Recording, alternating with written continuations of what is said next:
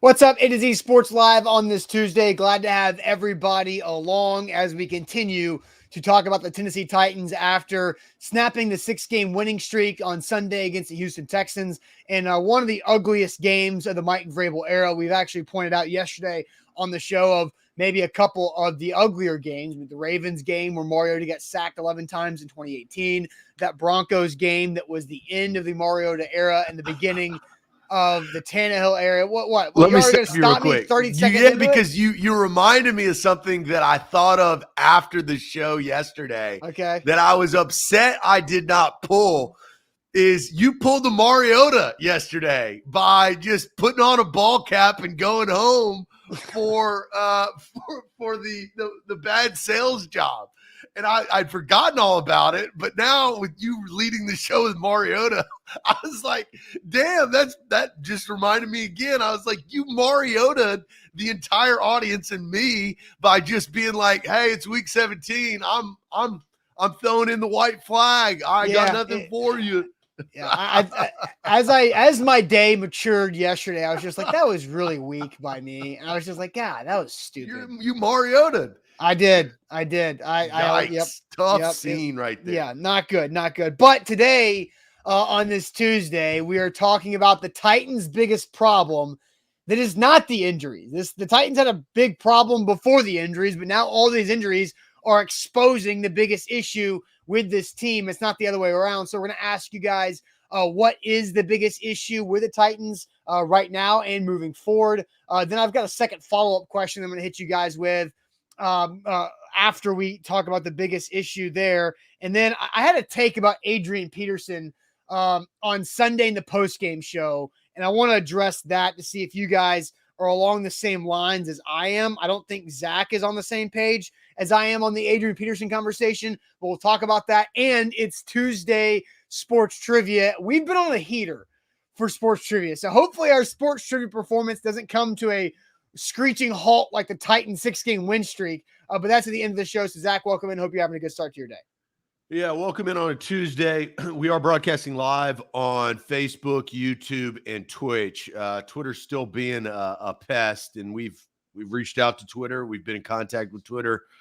Twitter's got some issues, but that's why we've been pushing people to go to YouTube, which has been running smoothly. That's a great way to interact with us, and we see all the comments on YouTube. That's another important thing. We don't see the comments coming in on the Twitter live stream. So we want to get you guys involved. So subscribe to our YouTube channel. It's that simple. We got a ton of content going out each and every day, every morning, and prime time. We got more content on the horizon as this season continues on. On Facebook, what's going on Facebookers, more people will pile in over the next 5 to 10 minutes. As you guys do, please share the show. Bottom left corner of your screen. Share now to public. Share now to public. Sharing is caring. And Scott says Twitter is a joke. I agree with Scott. Everybody in this company knows my angst towards Twitter. I'm going to unleash wrath upon somebody on Twitter tomorrow on Shade. This guy, man, I got to hold my tongue. Yep. I do not like this individual. He runs scared. And I don't get into Twitter wars because I don't have time for that BS. I got companies to build and money to make. But this guy, oh my gosh, it drove me up the wall. So I got Shade on tap, a little preview on a Tuesday morning for a Wednesday Shade. That's tomorrow. The 25-hour tease. Yeah, you're going to have to watch the show for that. But damn, did this guy piss me off.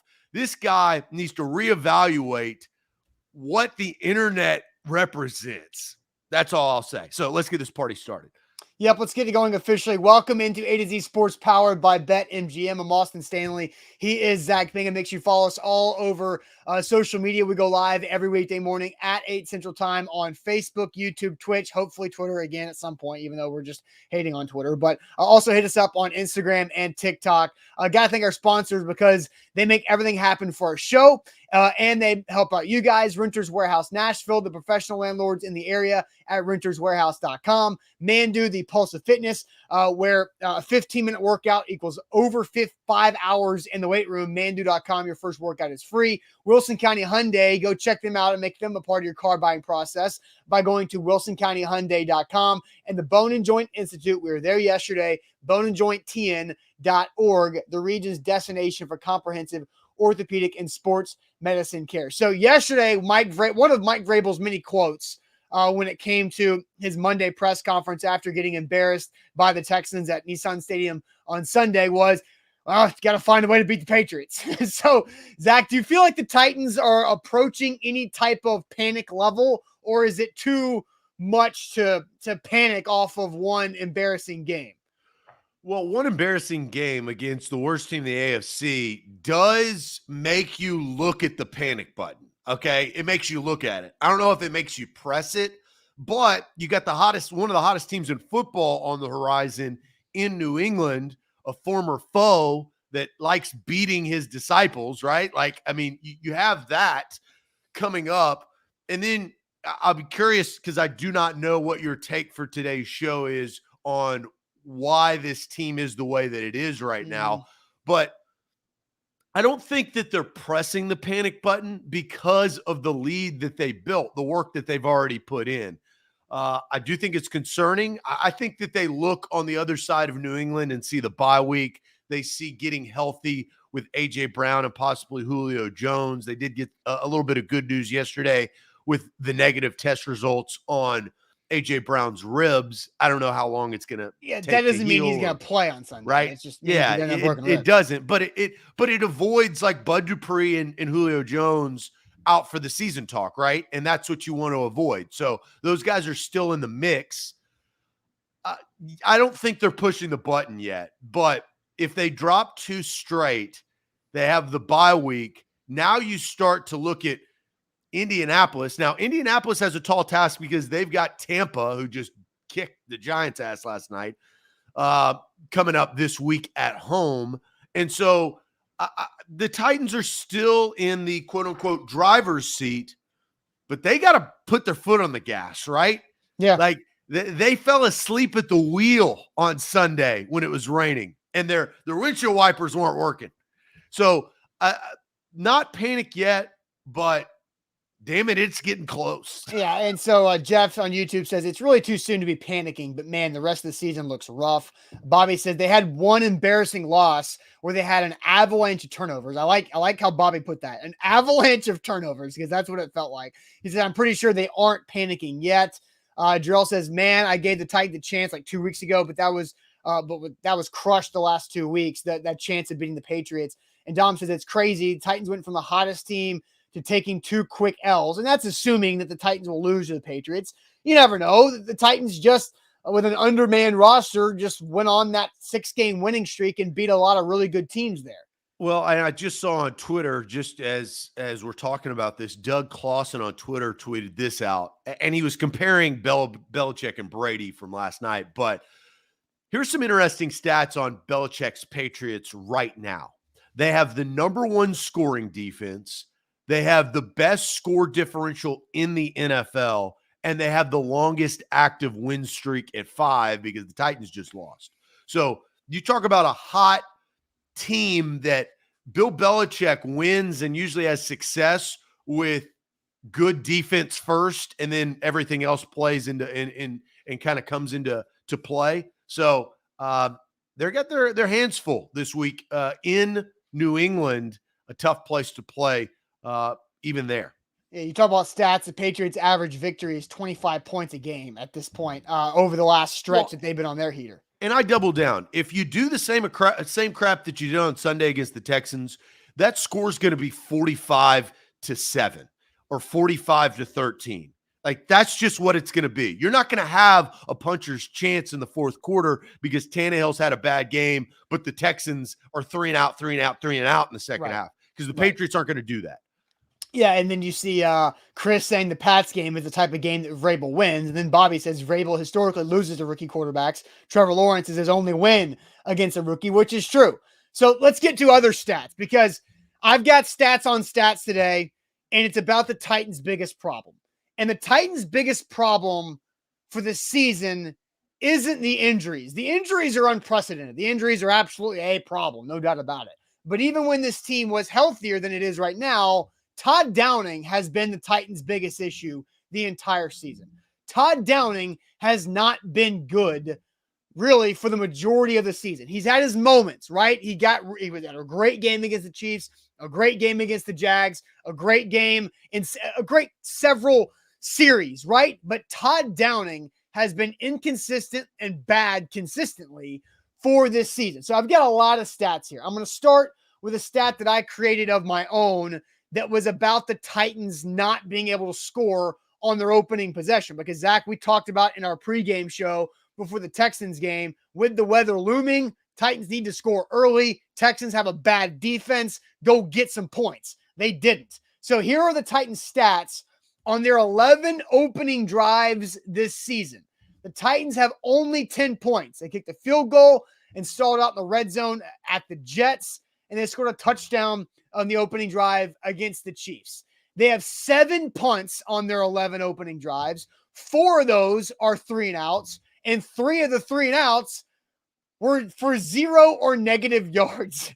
And then they also have 2 interceptions on their opening drive at Indianapolis, and then also at the LA Rams, where they got a first down. Then Tannehill threw a pick to Jalen Ramsey. So obviously, and I wrap up the tweet by saying the plan to open the game isn't working.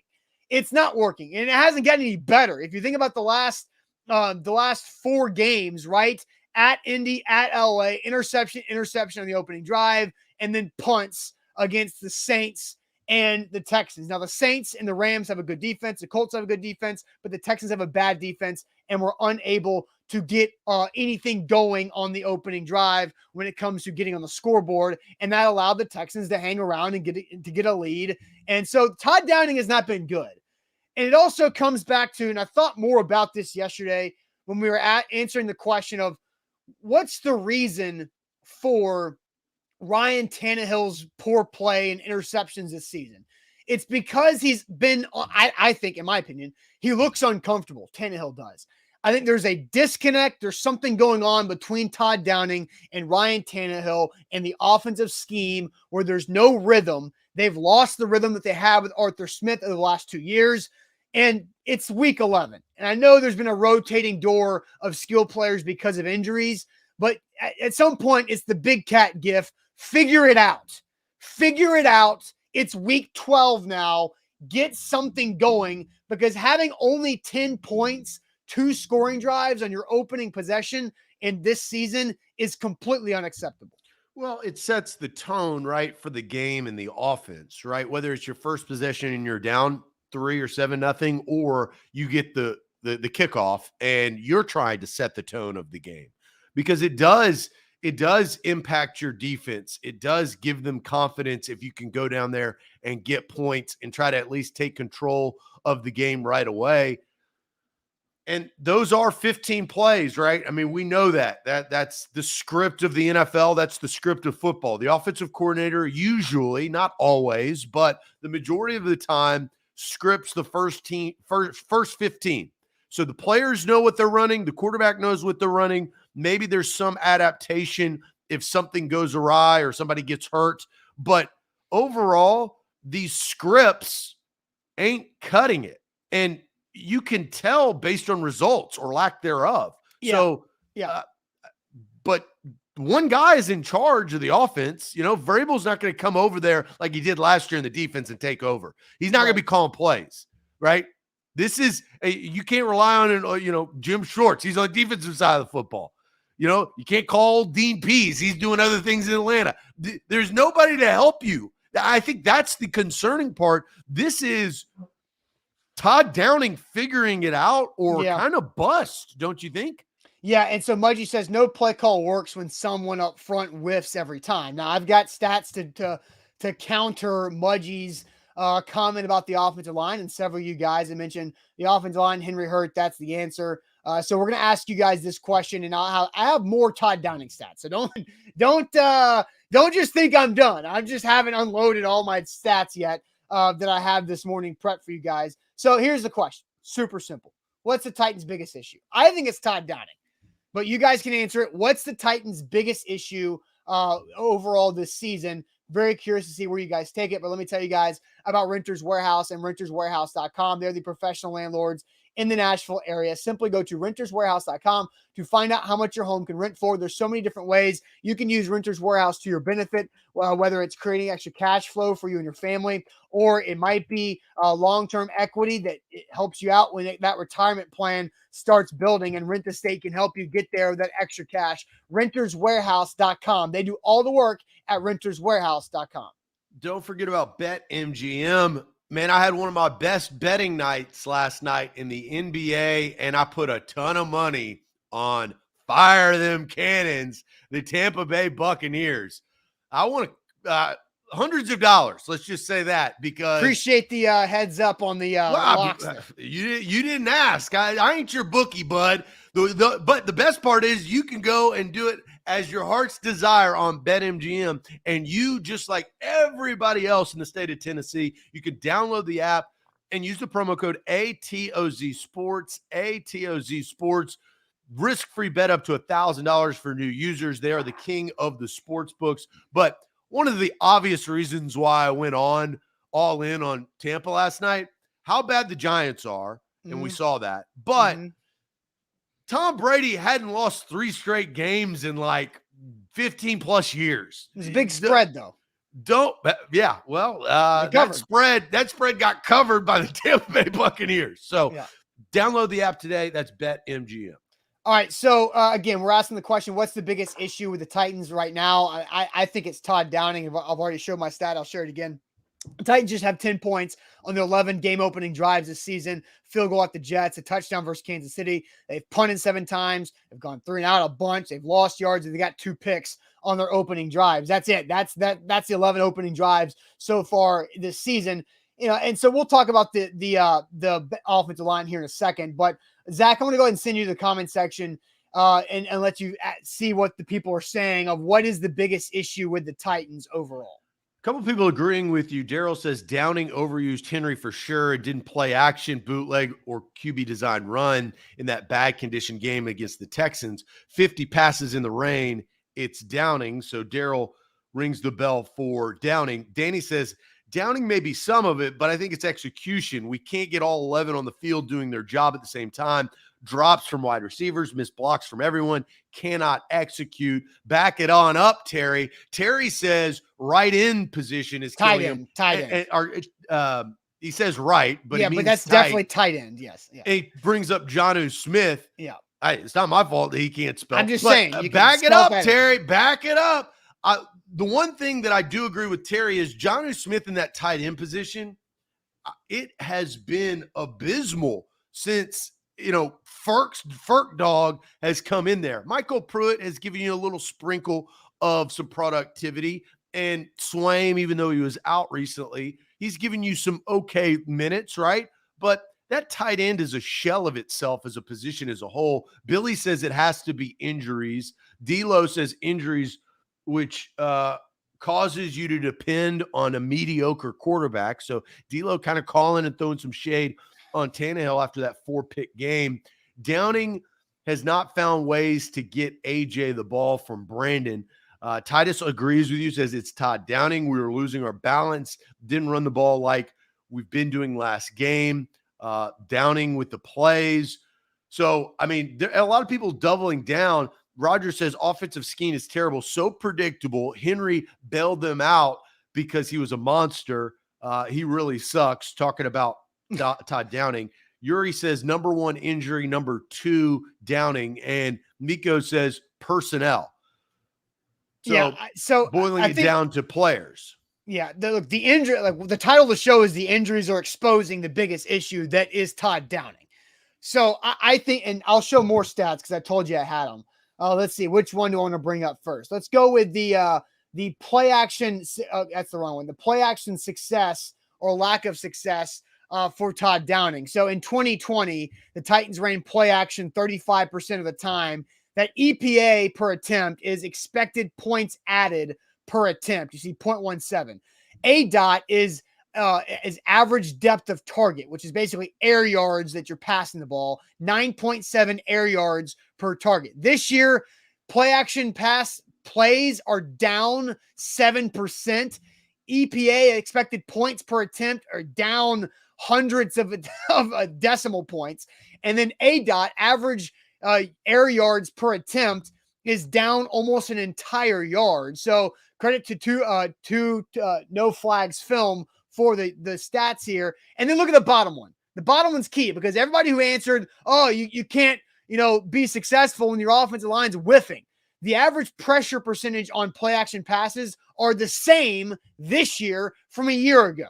And so I think Todd Downing is not calling play action enough, and they're not being as aggressive on play action as well. And you go to the third stat I've got, which is from F Words Pod. Look at what happened week 11, 9.6% play action. They called 5 play action passes on Sunday against the Texans and went 2 for 5 for 15 yards. Well, they're down. What? They're down. Right. I know that. You can't fool a defense when you know you're not going to run the ball because you're playing from behind by multiple scores, Austin. So throw that out. I mean, know the game. Now you're stat reading in that case. Know the game. The stats are the stat. And the 3 losses, the stat doesn't matter because if you knew the game, they were down by multiple scores. Play action is not going to work. You had 2 good slides. That slide, I thought. Well, it's just a part of the story. I'm not saying. I think the third slide is the least important of the slides. But again, I do think Todd Downing not doing what Ryan Tannehill is most comfortable with is an issue. The Titans are not as successful in play action, and they're not doing it as much as they were a year ago, which is what made them so explosive. And it's not just a Derrick Henry thing. Even with Derrick Henry, the play action work was not as prevalent as it has been with Arthur Smith. All right, so let's break down this simply. You say Todd Downing is the biggest issue for the Titans. I don't think you can ignore the injuries, right? I don't think anybody is. I'm not. I don't think anybody is. Yeah. I think the chat recognizes that. I think you do. I believe I do, as I'm stating this right now. They are beat up. And when you're hurt, no one cares. I tell you that in life a lot. If you listen to the show, no one cares. Do your job. That's how life is, whether you're doing your regular job or whether you're playing football. Nobody cared when the 49ers were able to draft Nick Bosa because they were hurt. Nobody cares, right? So find a way with the guys that you have, and they've been able to do that a little bit, but Sunday, I think, revealed a lot of things. Here's my reason and my issue. And it goes to Todd Downing, but it also goes to Mike Vrabel. I hold Mike Vrabel accountable, just like Mike Vrabel holds Mike Vrabel accountable. And that is the lack of adapting identity. That is your problem. When the injuries hit, you've got to figure it out. It's problem solving 101. Everybody has problems. The Carolina Panthers they just picked up Cam Newton off the street. They got problems, right? Every NFL football team. The Indianapolis Colts had a ton of problems at the beginning of the year. Their quarterback had 2 taped up ankles, couldn't move. Now, but what did they do? They didn't bitch, moan, and complain. They figured it out. And now they are one of the hottest teams in the NFC or in the AFC. You have got to adapt your identity when things go awry. And the worst things have happened. A.J. Brown has been in and out of the lineup, more out, I feel like, than in. Julio Jones really more out than in. And Derrick Henry is gone for this foreseeable future. When Derrick Henry went down, though, you need to have a come to Jesus meeting. That's what you need to have. And say, this may work for a couple of weeks, but we've got the long haul, and we got to get the bye for Derrick's health. For Derrick's sake, to win us a Super Bowl, they ain't winning a Super Bowl with the running back core that they have. Right. But the lack of adaptation with their identity, once their identifier, 22, the man that wears the crown, left, they have not, and this is my problem, Austin. they don't seem to be figuring it out for the long haul. I think they took advantage of a Rams team and they played very good defensively.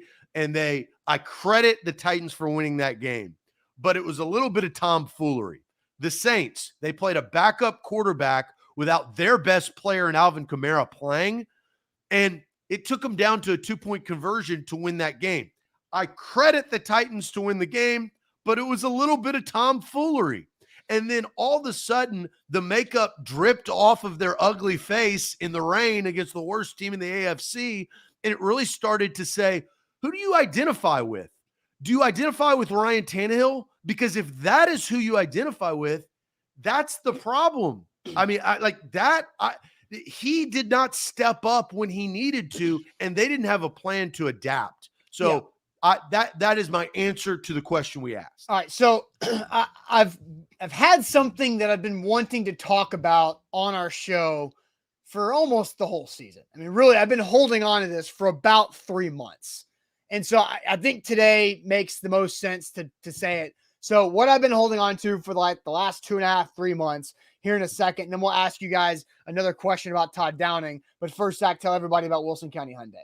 Wilson County Hyundai is where you need to go to get your next ride. You can look at the bottom of the screen for that Hyundai Palisade, full-size SUV, third-row seating, and all the bells and whistles your heart desires. This holiday season, I'm telling you, if you're looking for a new vehicle, they've got your perfect make and model at wilsoncountyhyundai.com. Look at their inventory. You can get the Sonata like I drive. I love my Sonata. It dominates the streets, okay? Hyundai, fuel efficient. Wilson County, that's where you need to go. That's wilsoncountyhyundai.com.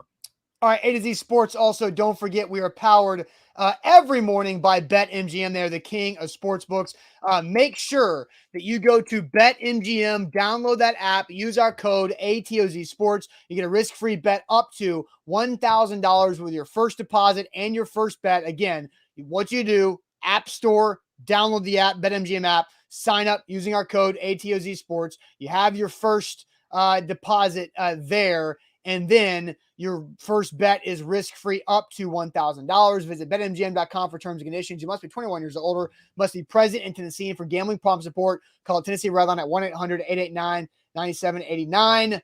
I'm calling a timeout, Austin. Okay. I need to do this because I can't bring up a bunch of problems without giving some solutions. Okay. I'll give you an opportunity to give a solution first, and then I have my solution. But I just called out their lack of adapting their identity. Austin, what should their identity be without Derrick Henry and without the players that they have? With the players that they have, in your opinion, let's solve some problems instead of just saying problems. What do you think is their identity on offense without those players? I think they should still be a balanced offense. They showed you, now the Texans defense is bad, but the Titans offense showed you that I think they have a couple capable running backs that can make plays, and they should use Ryan Tannehill's legs to benefit them. Ryan Tannehill was drop back, stand still in the pocket, look downfield, throwing to, practice squad / fringe level roster guys down the field. That's what they have available right now. And that's making Todd Downing's job harder, but make their guys' jobs easier. Tannehill is good on play action. The offensive line does a better job blocking for play action, and play action routes help out your lesser than wide receivers get open because you're using deception. So that's what their identity should be. They can still run the ball successfully and then use play action to counteract that, or use play action to help their running game without Derrick Henry. That's what I think the offense identity needs to be. I agree. I think that was my suggestion as well, is use Ryan Tannehill in space to make him, usually, I'll set Sunday aside, usually he is a very adequate decision maker, right? He makes the right decision. Cut the field in half, roll him out. If he can run, he can run. If he needs to throw back across his body, which he does very well as guys are coming across the field, that I agree with you. That needs to be their identity. And the unfortunate part is Ryan Tannehill, this was the worst opportune time to have the worst game of your career when you are the leader, right? You're all they got. If you play bad, the team will lose. And that's what we saw on Sunday. So I'm glad we did that. Now, sorry to debunk that, derail that, but I do think that was important to move forward. Yeah, I have another side note that I'll get to later on that I'll find interesting that just happened on my Twitter timeline. But okay, so I prefaced that I've had this Titans opinion for about 2.5, 3 months, and I think today is the right day to do it. Todd Downing this year, his performance as first-year offensive coordinator for the Titans is showing us the problem with the Titans hiring a defensive-minded head coach in today's NFL. Now, hold on. Before you roll your eyes, Mike Vrabel is still an NFL Coach of the Year candidate, okay? And I think, without the Texans loss Sunday, he would probably still be the betting favorite on BetMGM. I don't know what it is right now. But this is not an anti-Mike Vrabel take, okay? I want everybody to understand that.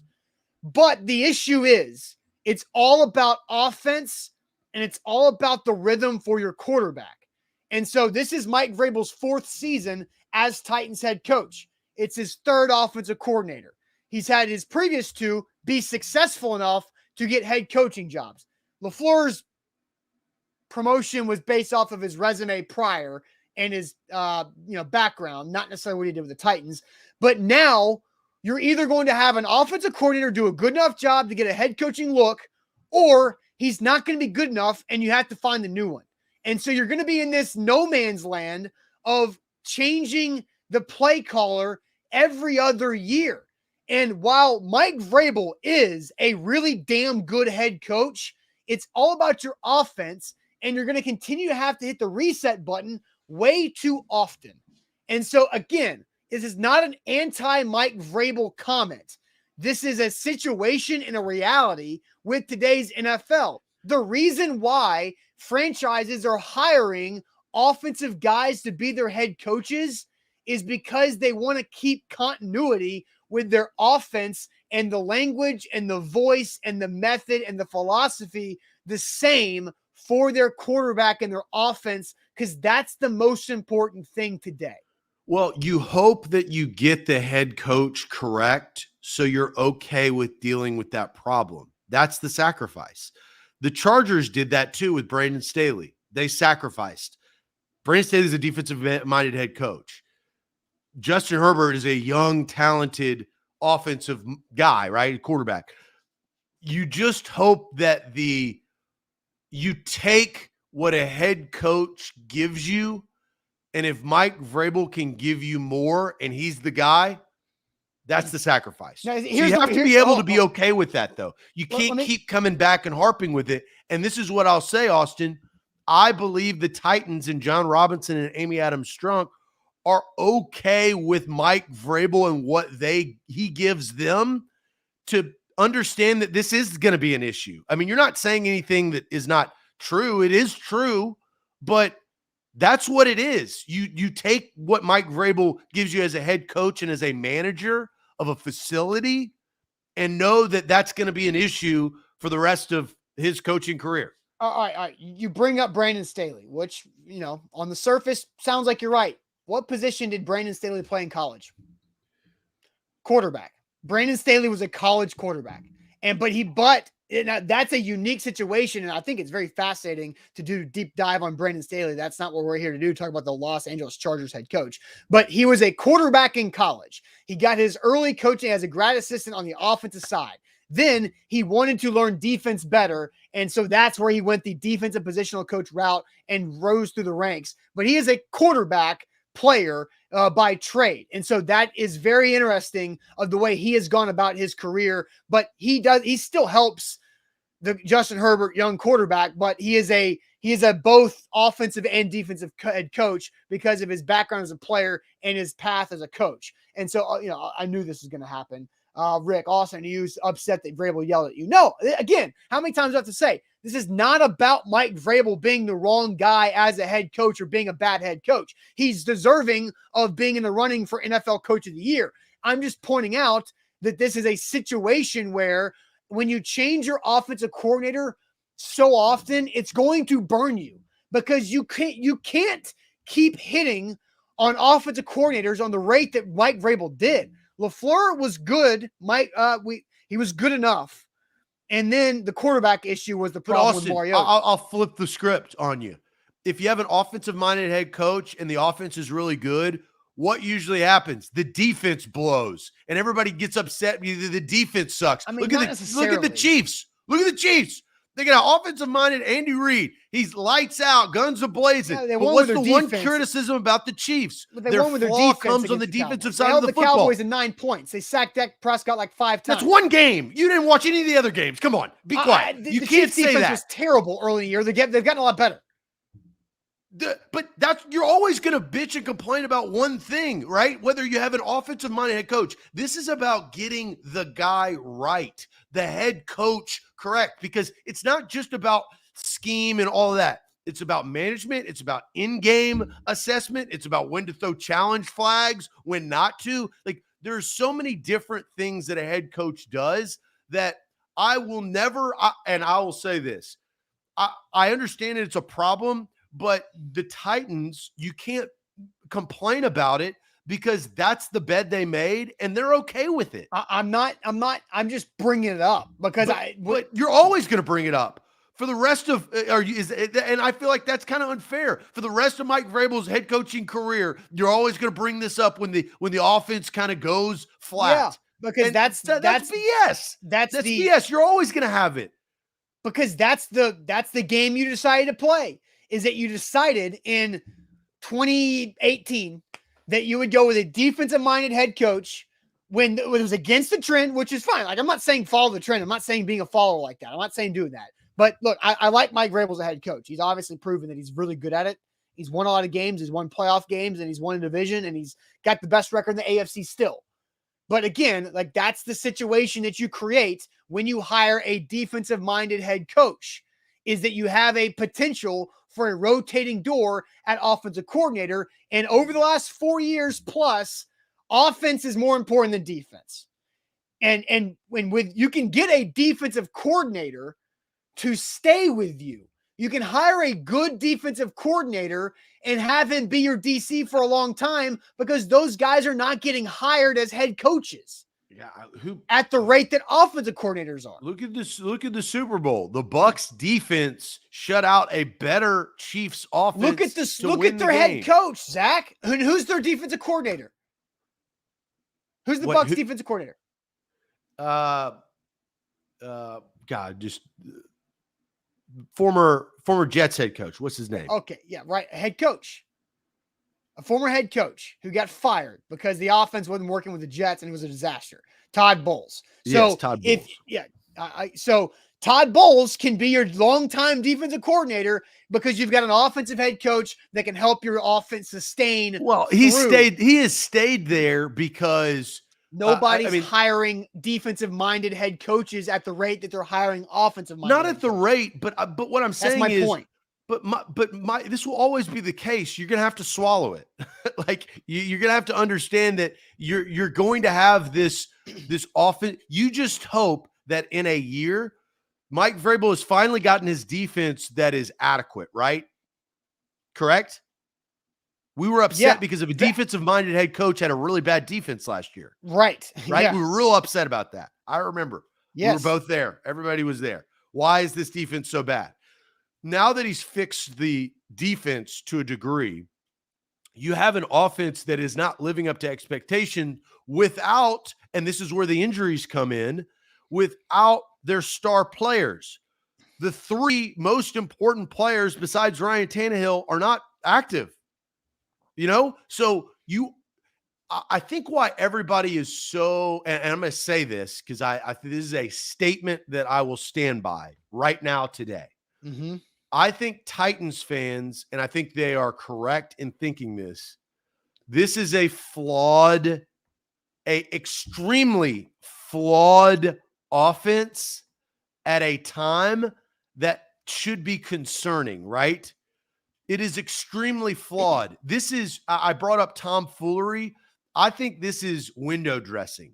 The Titans have confirmed they're not the best team in the AFC. Because all their best players are hurt. Right. No, of course they're not. So can they be at the right time? Yeah, and then that's the plan. The reason why they put Julio Jones and Bud Dupree on IR was so those guys can take time off to get healthy, to come back at the time that's most important.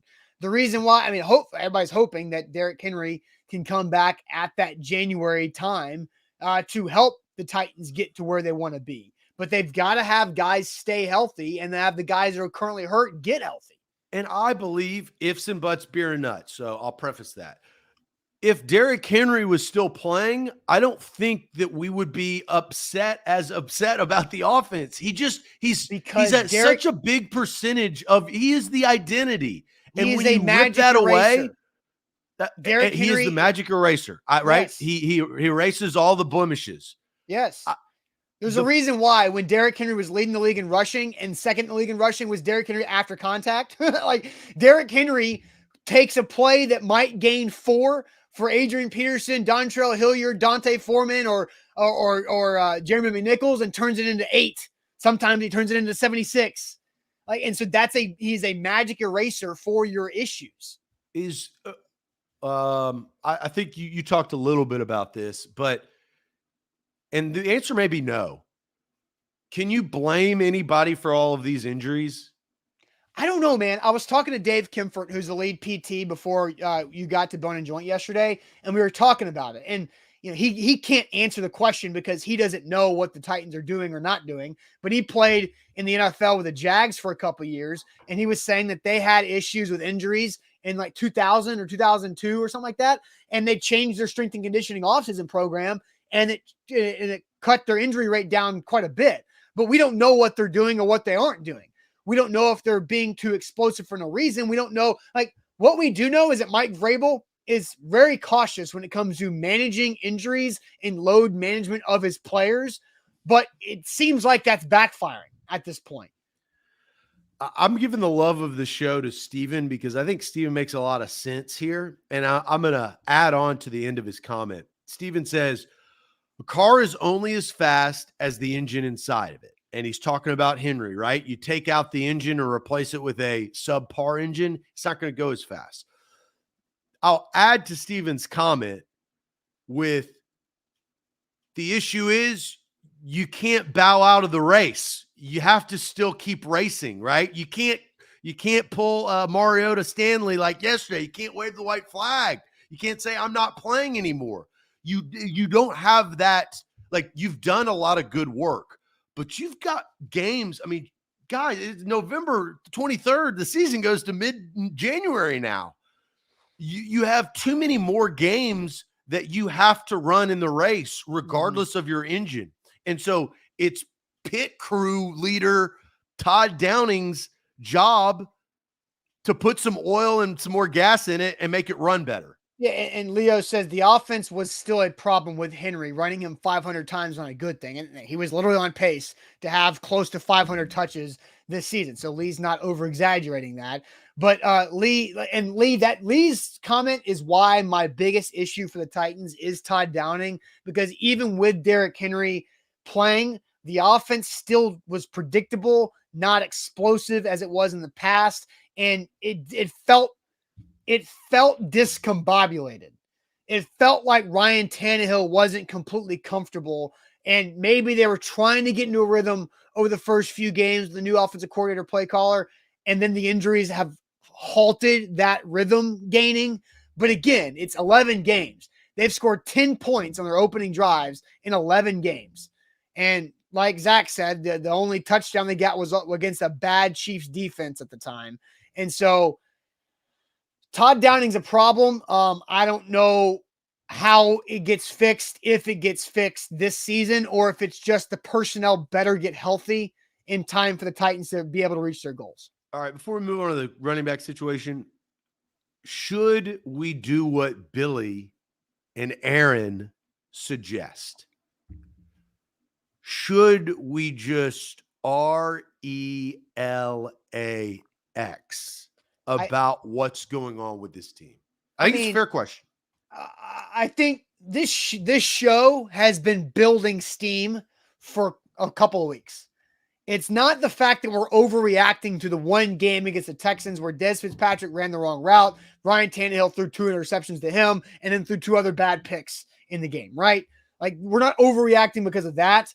we're following the trends that the Titans have been able to overcome the last couple of weeks, the last month of the season, where their defense has led them to win a couple games that, wow, very impressive, right? But the offense has been sputtering, and the offense moved the ball, but they turned the ball over 4 times, and Chester Rogers had a bad special teams turnover. Again, I hate all caps comments. I can't stand them. And I just showed one, but that was impactful because it was one word. But I do agree with Sawyer.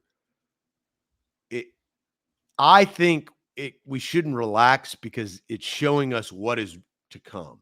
I think more of this is to come. Yeah, I agree. Especially against the Patriots. Like, what do they do after the bye week? I don't know. Well, I'll just say this. If they get stomped by the Patriots, it's going to be a long bye week. I think I think it may be like a scene in Pulp Fiction. That's all I'm going to say. Yeah. All right, let's get on to this question here about Adrian Peterson. I said something in the post-game show on Sunday about Adrian Peterson, and I want to see if Zach and you guys agree with it. But real quick, let me talk about Mandu. Speaking of injuries, if you want to rehab your injury, Mandu is a great place to go. You can get stronger by targeting your muscles and not putting extra unneeded pressure on your banged up or injured joints. Mandu.com. It's a 15-minute workout. It's called the Pulse of Fitness because it's a full body workout for just 15 minutes of electronic muscle stimulation. So when you get hurt, you go like the Bone and Joint Institute for rehab, and they put the little stim patches on you to work on that muscle group. It's like that all over your body. And so you're getting all that muscle stimulation all over your body to build functional strength, muscle mass, and target hard to burn body fat. Achieve your fitness goals with Mandu.com. Your first workout's free. And if you tell them A to Z Sports sent you, they'll take $100 off that first month when you sign up at Mandu.com. BetMGM, download the app today, code ATOZ Sports. You get that promo code and you're a brand new user, you get a risk-free $1,000 bet, up to $1,000. So from $1 to 50 cents to $1,000. I mean, that's how that works. Download the app today in your app store, whether it's Android or it's Apple. They got you covered. Had a lot of fun last night betting on the Tampa Bay Buccaneers getting a win against the New York Football Giants. Man, thank you for paying me out, BetMGM. They'll pay you out as well. All right, Zach. The question is, should the Titans move on from Adrian Peterson? Is it time for the Titans to move on from Adrian Peterson? So I said this in the post-game show that there is no more purpose for Adrian Peterson in this offense. I think Deontay Foreman is a more explosive runner on regular handoff plays. I think Jeremy McNichols, when he's not in concussion protocol, is a more reliable pass catcher and a more reliable third down back when it comes to pass protection. And I think I like what I saw from Dontrell Hilliard. Dontrell Hilliard's got that extra gear of speed that none of the other guys have. And he showed that he's capable in both the running game and the passing game on Sunday against the Texans. So, and I know Adrian Peterson technically led the team in rushing with 9 carries for 40 yards, but I do think they're forcing Adrian Peterson at times in short yardage situations that are getting them burnt. Because he doesn't have the quickness. I don't think his vision is there like it used to be, and his body doesn't react to the vision that he has and be able to find that hole in short yardage situation. I don't think there's any point to having Adrian Peterson on this roster moving forward because of what they found with Dontrell Hilliard. I think you're too early. I think Okay. Hilliard, you watch one game and you're all in on this guy against a bad Texas defense. I'd say I was all in. No, by no means. I mean, you're wanting to cut a guy because of it. Yeah, but because right now I think if that's not all in, I don't know what it is. You wanting to cut another player. You wanted to cut another player at the same position because you've seen one game. It's because, Zach, they have to make a decision. Dontrell Hilliard's been called up from the practice squad twice. They have to make a decision whether they want to keep him on the practice squad or activate him to the roster. Like they have to, and they're not going to have 4 running backs on the roster. One running back's going to have to go. And Dontrell Hilliard is different than Adrian Peterson. Adrian Peterson and Deontay Foreman are very similar right now. They're the same style running back, And I don't think they need 2 of them. That's redundancy in your running back room. I think the 3 running backs you go with, as long as McNichols comes out of concussion protocol, which hopefully happens this week, I think your 3 running backs are Foreman, McNichols, and Hilliard. Hilliard also helps you on, hey, how about this for Hilliard? Hilliard also helps you on kick return because your kick returner, Marcus Johnson, just popped his hamstring on Sunday. And Hilliard had some pretty good plays on kick return after Johnson went out. I don't know if you want to put Chester Rogers back there. No, you can't afford to right now because you only got 3 wide receivers. And Charles, no words truer than Darrington Evans is a major bust. There's a major key that he is a major bust. I don't think they will cut Adrian Peterson this week.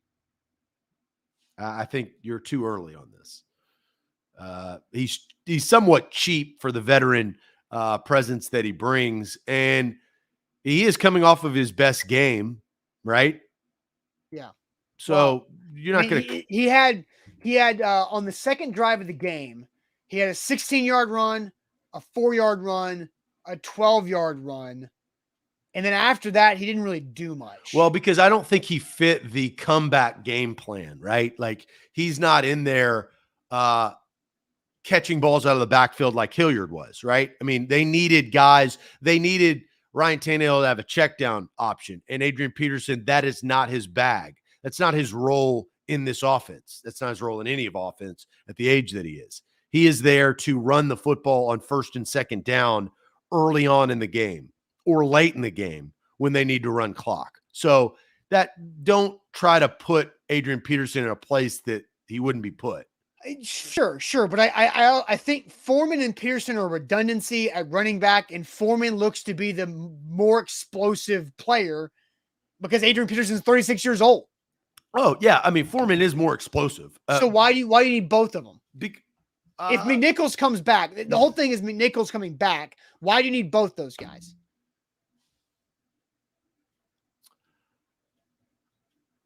Foreman also gives you way more in the screen game too. Like Foreman's had 3 catches for like 65 yards the last. Well, they all give you unique ability, right? Like Derrick Henry gives you everything, and the only thing that the best thing Adrian Peterson gives you is his name recognition. That's it. Take Peterson off his nameplate on the back of his jersey, and he's not very good. I don't think he's cuttable right now. I do. I'm not sitting here saying he's the best running back in the league. Okay, so I think because of situations of your special teams and your other running backs on the roster, there is no point to have Adrian Peterson take up one of your 46 game day spots when you need Dontrell Hilliard, McNichols, and Foreman to round out the position group and to also help you on special teams. There's no point for Adrian Peterson. The role is not big enough for him to be active on game day. So there's no point to have him on the roster when McNichols comes back. I don't think they will cut him. I mean, I agree with you. I don't think they will this fast, but they should.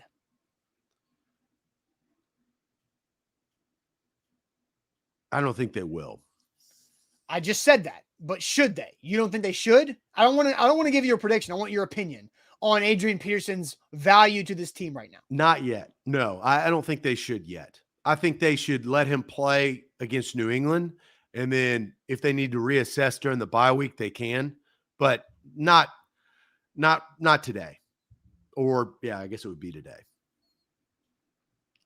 He also fumbled a toss that lost 2 yards. That wasn't a great look. I'm not.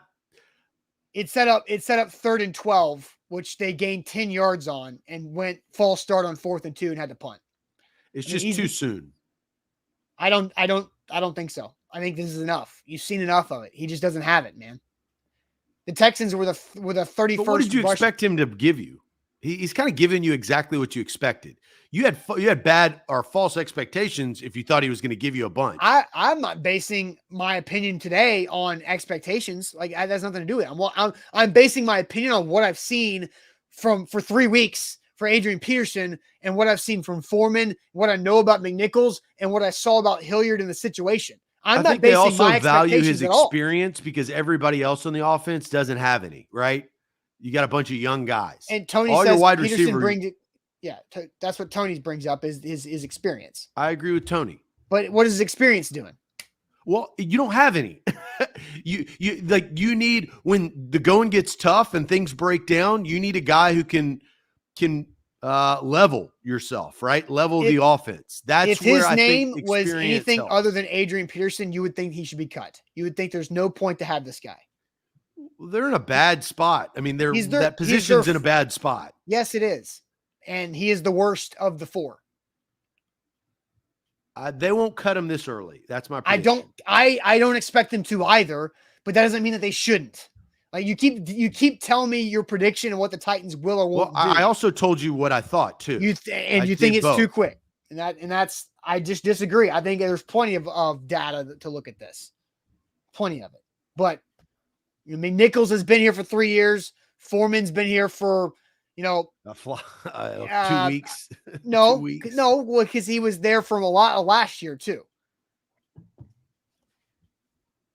You believe? Remember that? He's still 25. I mean, you're bringing in Adrian Peterson for what he is. He's an experienced, aged running back that can get you 4 or 5 yards at times, and you're going running back by committee. He's good. I've told you this, what his role is, and he's serving his role. He's not dominating his role, but he's serving his role early on in downs, early on in the game. Run clock when you have the lead late in game. They've used him in that format for the last 2 weeks. They had the lead against New Orleans. They were coming from behind against Houston. And I mean, watch the game. They're using him why they signed him. And Deontay Foreman is better at those roles than Adrian Peterson is right now. I like Foreman. You know that. Foreman's my favorite out of all of them. I picked his ass up. There's no point for Adrian Peterson. So cut Adrian Peterson and move and go sign somebody else. They're not going to cut both, so they're going to keep him. I think Hilliard is going to take a back seat if McNichols is ready. Zach, who's going to return kickoffs? Hilliard. They trusted Hilliard mid-game when Marcus Johnson went down. They had to have somebody, and they didn't put Chester Rogers out there to replace their wide receiver situation. Right. Yet. So cut Adrian Peterson to go sign a wide receiver. Yet. You're too early. It's Tuesday. That's my point. Adrian Peterson is expendable, and if you want to go, nobody else is going to sign. Go pick up to replace your holes. Huh? What are you going to do to replace the injured players at wide receiver? Cut Adrian Peterson. That's a roster spot, and go find somebody that can do it. You have a roster spot in A.J. Brown, possibly, or Marcus Johnson. Maybe. Yeah, we don't know what's going to happen with Marcus Johnson, but he could go on IR for this. Right? Well, so you don't want to cut two. You don't want to put two holes. Hold on. Here's the thing about Marcus Johnson. If Marcus Johnson goes on IR, he's done for the year. Oh, he's already been Robert. No, Robert. Yeah, I knew that was going to come. But again, on Marcus Johnson, he started the year on IR. If he goes on IR again, he's done for the year. So we don't know what the severity is. And Bobby says Zach is making. I agree, Bobby. Zach is making a case for cutting Adrian Peterson for a roster spot. Why? No, I'm not. Bobby, you're not listening. I'm saying you're trying to create more roster spots when they need to fill them. That's what I'm telling you. Unless, never mind. You're creating more roster spots. I'm not trying to do that. I'm trying to cut the fat and cut redundancy at positions. You're not bringing any solutions to the table. Who are you going to replace at these positions that you need replacing? Right? What? With Marcus Johnson out, who are you going to come in? They've got a couple wide receivers on the practice squad that they can elevate. What are you talking about? I'm saying that your roster Zach, spot. I'm not a scout. I don't know who's available for the Titans. I don't know who they're going to work out. But I do know this. Adrian Peterson's role is expendable, and it's irrelevant at this time based off of Foreman, McNichols, and Hilliard. I don't think they will cut him or should cut him this week. Okay. All right, let's get to trivia. That conversation went a lot longer than I thought it was going to, but we need to get to trivia. We are on a heater for sports trivia. So Tuesday sports trivia, I will get our percentage here in a second of what we've been able to do. But real quick, let me tell you guys about the Bone and Joint Institute, boneandjointtn.org, the region's destination for comprehensive orthopedic and sports medicine care. Whenever you need someone to trust, whenever you get hurt, Trust the Bone and Joint Institute. We were there yesterday. They've got over a dozen physicians there at their Franklin location who can help you out with any type of joint injury that you have. Injuries happen in life. It sucks, but you got to know who you can trust to get back to health and your recovery in a streamlined process. boneandjointtn.org. It is esports. Don't forget, BetMGM. Download the app today. Plus, this upcoming weekend, it's an away game at New England. We're going to be live from Mill Creek Tap Room right there, away games. It's going to be, man, you can go grab some beer, grab some burgers, and pray for the Titans to beat the surging Patriots. It's going to be a good game, and we're going to be broadcasting live for our pregame, halftime, and postgame show at Mill Creek Brewery.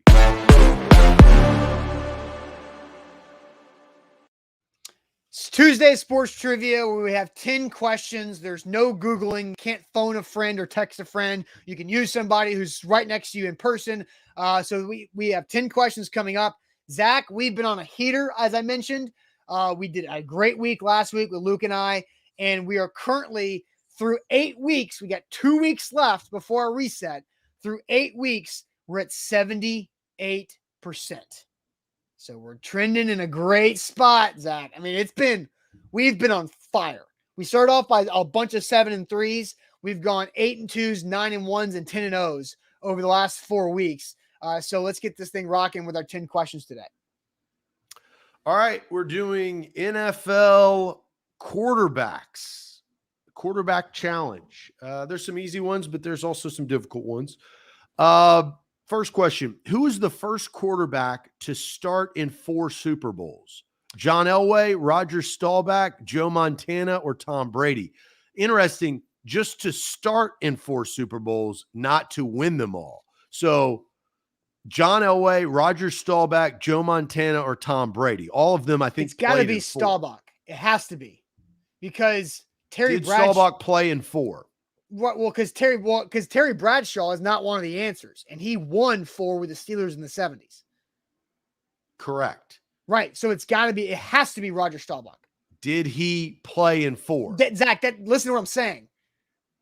Terry Bradshaw did it in the late 70s and early 80s, and everybody else after that is after Terry Bradshaw.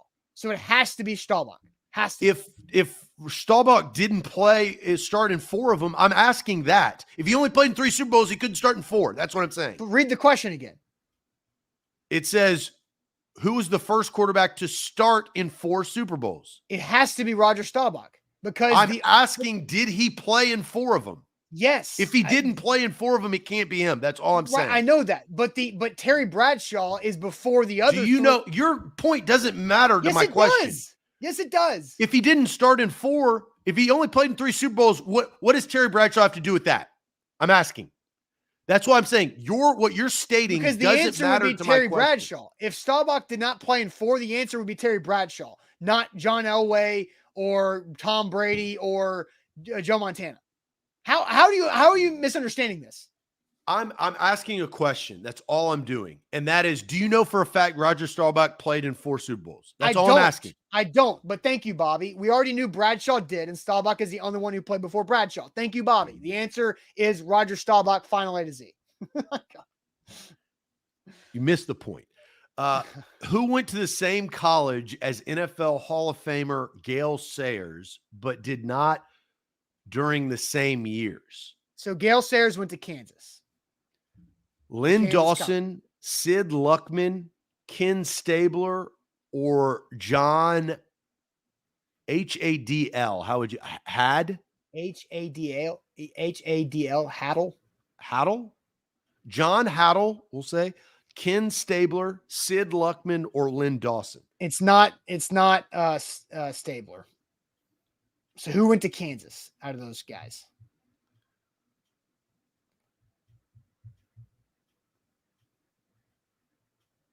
Ronnie says Hadl. Ronnie is usually pretty spot on with some of these. So I just know it's not Stabler. Dom says Luckman. Read the guys again, not Stabler. Who went to the same college as NFL Hall of Famer Gale Sayers, but not during the same years? John Hadl, Ken Stabler, Sid Luckman, or Lynn Dawson? Nick says, I hate KU, but it's Haddle. So I think that means that let's go with Haddle. Lock it in. Final A to Z. Next question. Which quarterback played and coached for the Chicago Cardinals? Charlie Connerly, Patty Driscoll, Bob Waterfield, or Y.A. Tittle? Y.A. Tittle is the only one that I recognize. Say it one more time. Which quarterback played and coached for the Chicago Cardinals? Charlie Connerly, Patty Driscoll, Bob Waterfield, or Y.A. Tittle? Let's go with Driscoll. I mean, based on what? I don't know. So I'm guessing because we have to guess. What's the chat saying? The chat has no idea. The chat says, good Lord, what kind of question is that? It's a trivia question. I know that. Like that, the chat has zero answers. So that's why I just guessed with Driscoll.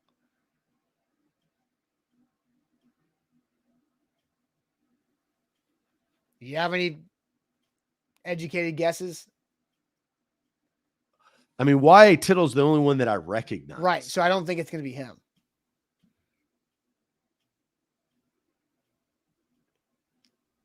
Yeah, we're not going to know. So Patty Driscoll. Yeah, that's what I'm going to say. Yeah. You want to lock it in? Final A to Z. All right. Assad says he's looking over to his neighbor's Scantron on that one. Which quarterback completed a record 663 passes to the same receiver in his NFL career? Troy Aikman, Joe Montana, Peyton Manning, or Jim Kelly? Which quarterback completed a record 663 passes to the same receiver in his NFL career? Troy Aikman, Joe Montana, Peyton Manning, Jim Kelly. I mean, it's got to be Peyton Manning. It's got to be Peyton Manning and Marvin Harrison. He played the longest out of these. Yeah, I think it's got to be Manning to Harrison. Because I don't think volume wasn't there for Aikman and Irvin. Because Irvin got hurt. Montana and Rice did not have the longevity because Steve Young came in. It's got to be Peyton. And Jim Kelly threw to Andre Rison. I mean, he wasn't there long enough either. It's got to be Peyton and Harrison. You want to lock it in? Final A to Z. Which of these quarterbacks gained the most rushing yards in their NFL career? John Elway, Steve Young, Cordell Stewart, or Randall Cunningham? Yeah. All four really good runners. I want to say it's Randall. I thought I was going to go Randall Cunningham. That makes the most Andre sense. Reed, not Rison. Thanks, guys. Steve Young did not start a lot of games. He has a shorter career. Randall Cunningham played for a long time for the Eagles and for the Vikings. A long time. Cordell Stewart did not play long enough, I don't think. John Elway did, but he stopped running. John Elway did. Yes. So I think it's either John Elway or Cunningham. I think it's Randall Cunningham. That's what my gut was. Let's go with Cunningham, lock it in. Kyle says Cunningham, lock it in. Billy says Cunningham, and a bunch of others say Cunningham. You want to lock it in? Final A to Z. Which of these quarterbacks threw a 98-yard non-scoring pass? Kurt Warner, Jim Hart, Warren Moon, or Bart Starr?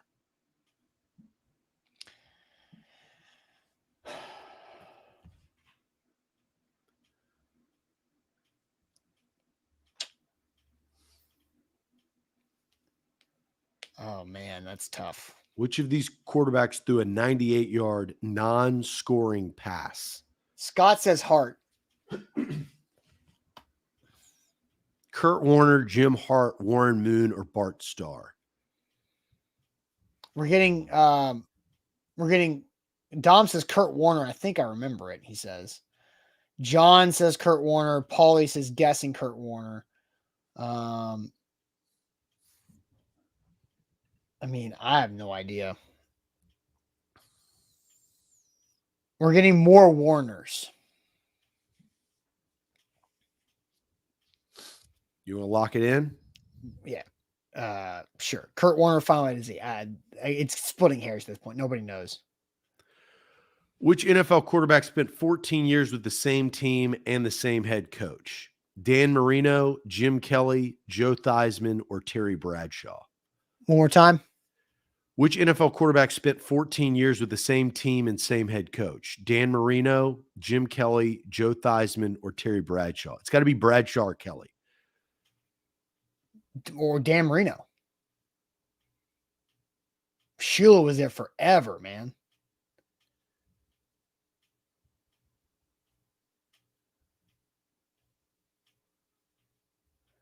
One more time. 14 years, same team, same head coach. Dan Marino, Jim Kelly, Joe Theismann, or Terry Bradshaw? Actually, I think is Terry Brad. And I don't know if Terry Bradshaw played 14 years because the Dolphins and Steelers don't get rid of head coaches. I think did Bradshaw play for 14 years? Well, he won a Super Bowl in 1979. And 1980. I think it's Marino. Chuck Noll was Bradshaw's coach, but I don't know if Bradshaw played 14 years. And Jim Kelly, the Bills changed coaches.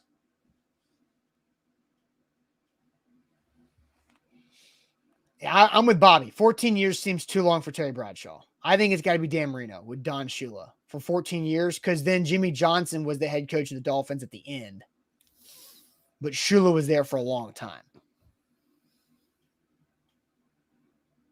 When did Dan Marino was drafted? It was the 83 draft. 83.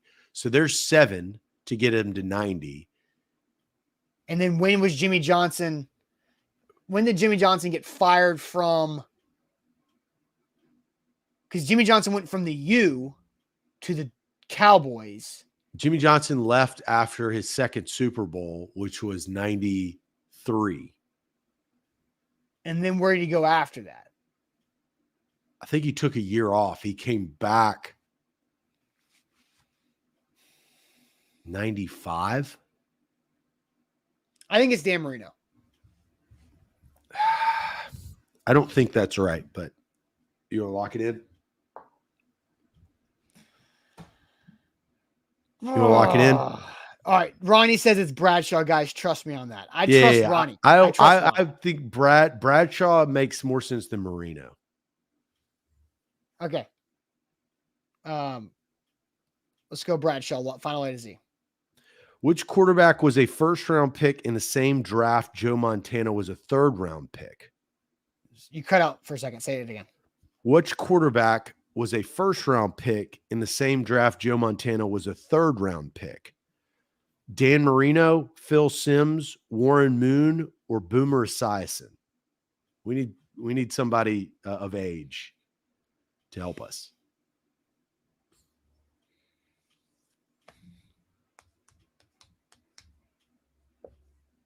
I don't think it's Warren Moon because he played in the CFL. I was thinking I think it's Boomer. Was Phil Simms a first round pick?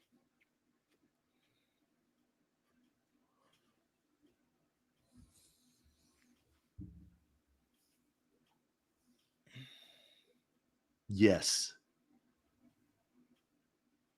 Scott says Simms. Man, I trust Scott and Ronnie a lot in these questions. Simms was a first-round pick. I think Simms is older than Boomer. Montana is older than Boomer, right? Let's go with Phil Simms. Final A to Z, Phil Simms. Which of the following quarterbacks had a son, also a quarterback, who played for a team in which his father played for too? Joe Namath, Phil Simms, Darryl LaMonica, or Bob Greasy? It's got to be Bob and Brian Greasy. Bob and Brian Greasy. That is correct because Brian played for Miami. Yeah. Bob Final A and to Z. Bry. I'm locking that one in. Yeah, that good. Which quarterback threw for at least one touchdown pass in an NFL record 15 consecutive playoff games? Ooh, Oh, playoff games. I thought it was going to be season because I had Vinny Testaverde ready to go. Brett Favre, Johnny Unitas, Steve McNair, or Fran Tarkenton, excuse me. 15 consecutive playoff games with one or more touchdown passes. McNair didn't play in 15. No. Unitas definitely probably did. Fran Tarkenton, Unitas, or Favre. I'm going to say Favre. Because he played in a lot of playoff games. And I don't think when Tarkenton and Johnny U were playing, they had as many playoff games. I think that's fair. So I say Favre. You want to lock it in? Yeah, I think the comments say Favre too. So final A to Z, Brett Favre. All right, we submit our answers. Who's the first quarterback to start in 4 Super Bowls? We said Roger Staubach. He did play in 4 Super Bowls. And the correct answer is Roger Staubach. Who went to the same college as NFL Hall of Famer Gale Sayers, but not during the same years? We said John Hadel. Hadel, yes.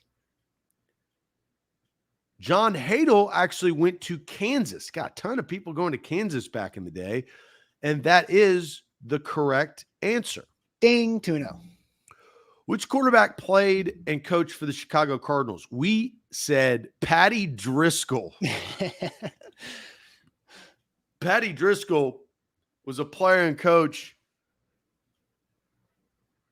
for the Chicago Cardinals. Hey, ding, for 1920 to 25. Super lucky. Super lucky.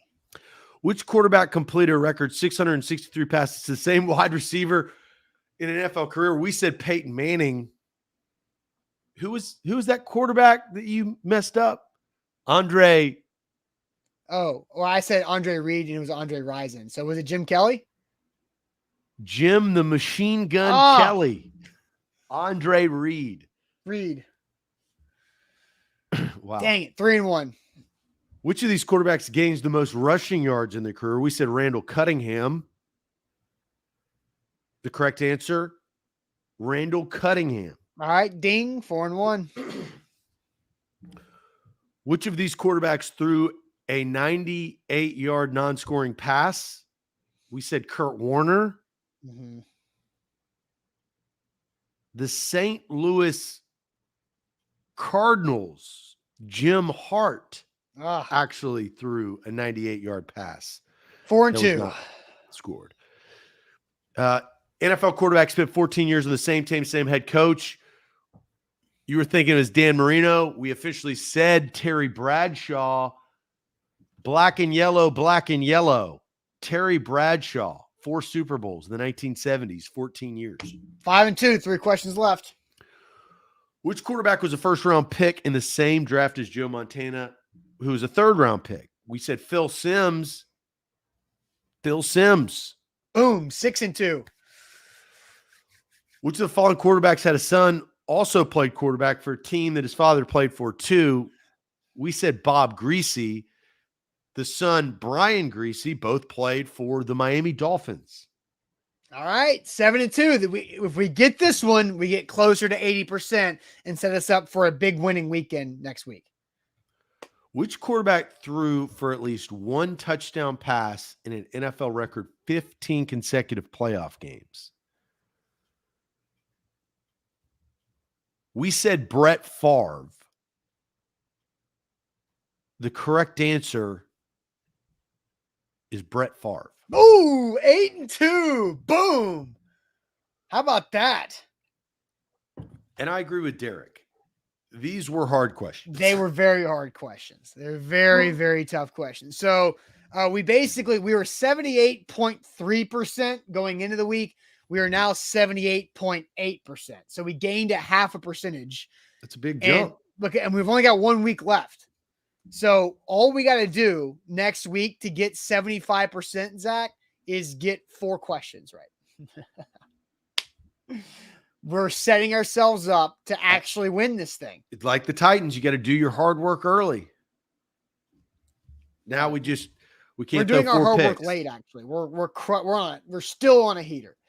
We're still on a heater. We've had now 5 straight weeks of 8-2 or better. That's how you get it done. All right, guys. Long show, great show.